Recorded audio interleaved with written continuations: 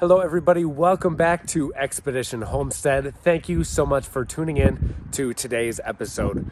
We're going to be talking all about plants that you guys should be growing before your last frost date.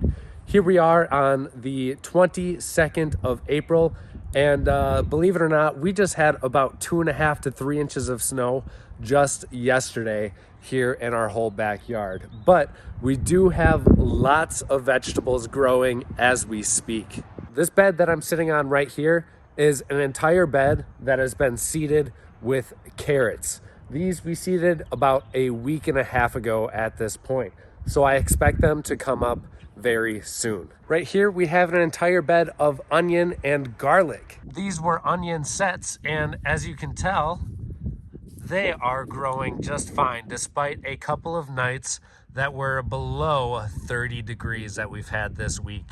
This bed right here is full of our beets and radishes. Then we have our red acre cabbage, our Vienna kohlrabis, our peas, Swiss chard, and then right here we have some broccoli planted. A lot of these plants were seedlings that we started indoors, and they are doing great. Of course, we hardened them off before we brought them out here. So if you don't know how to harden off your plants, we've got a video that we posted about a week ago on how to do that with your plants. Overall, like I said, despite seeing temperatures below 30 degrees this week for 2 nights in a row, these seedlings are doing fantastic. I would say the only ones that are struggling a little bit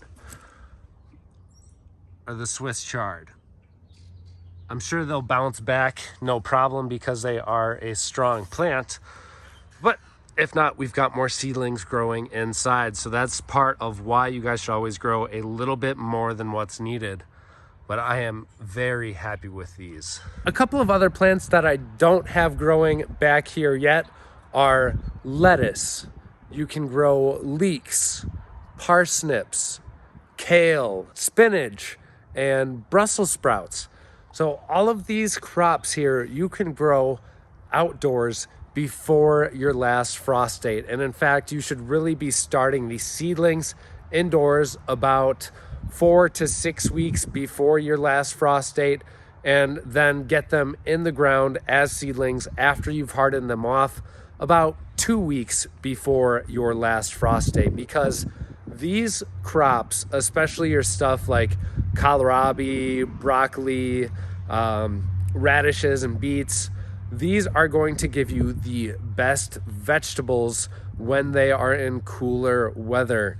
We all know the problem of broccoli. Once it gets warm out, your broccoli is going to bolt and go to seed. The same thing with our lettuce and spinach. So get those in early too. Get all of these crops in early to make sure that you have the best plants and the best food for you, your family, and your friends as possible.